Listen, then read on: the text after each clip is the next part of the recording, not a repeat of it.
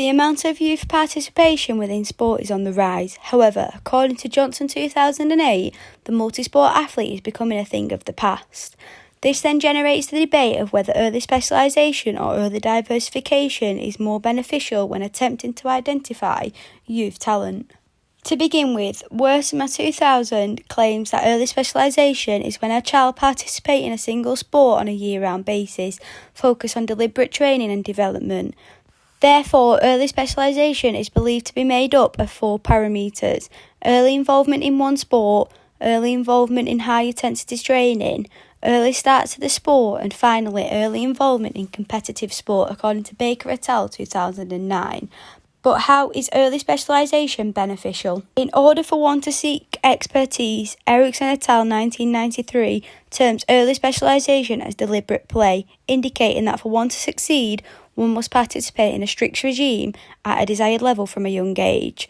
Throughout deliberate play, young athletes at around the age of 5 will experience relative high-intensity training with the chance of feedback to aid one's development. This gives an advantage to potential cohorts who specialise later due to the extra amount of playing years created.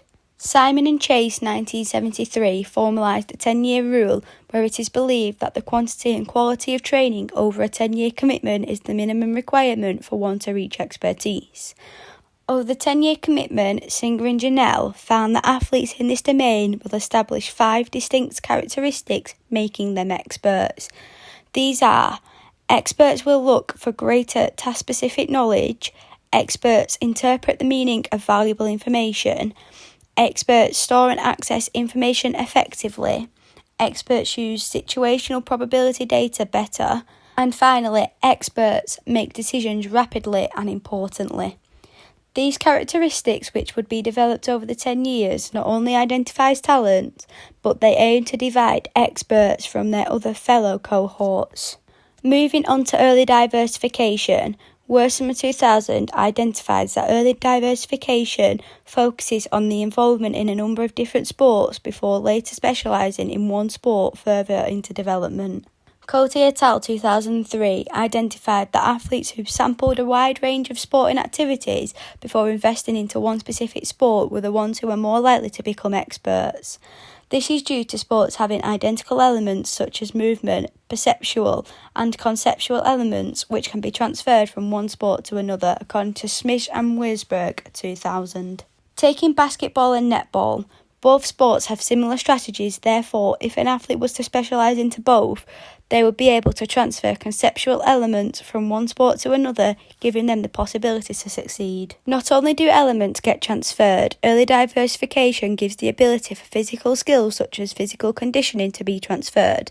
This is known as cross-training, where physical attributes such as cardiovascular fitness, aerobic capacity, etc. are used from one sport to another to help achieve success within the sporting domain, according to Loy et al. 1995.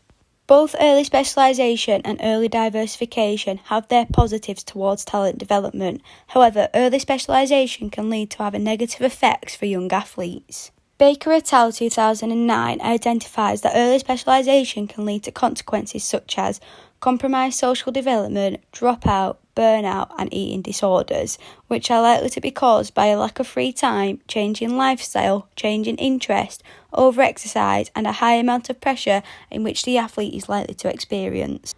Even with the consideration of early specialisation seeking elite performance levels, Molina 2010 identifies that only a few of those who specialise early make it into elite levels, with dropout being the main negative effect compared to all the others. The main reason for dropout is due to injury risk, increased exhaustion and negative psychological factors, according to Bell et al. 2018C, which have arranged through the process of early specialisation. Some of these effects go on to become long-term, which then dictates the young athlete's future moving forward. The pathway of a young athlete is influential on parents' decisions due to them having full parental control of the young athlete. In some cases, early specialisation might work for one achieving expertise. Tiger Woods, who is a successful and professional golf player, specialised early. Due to his sport, early specialisation provided him with the chance to master golf shots with the ability to succeed professionally. However, Andrea Grassi, who is a professional tennis player, specialised early, but due to the pressure from parental figures after retirement, Grassi no longer plays or has an interest in tennis due to being overworked. And giving the chance for a broader exploration within sporting activities provide young athletes with the freedom to make choices and explore expertise if they choose to. Early diversification provides the ability to transfer talent identification from one sport to another while still providing enough time for the child to mature and develop.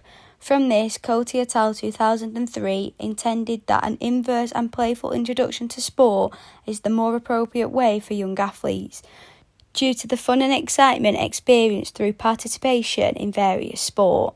Throughout further videos, I will be exploring the psychological aspect of talent development and what it means to succeed.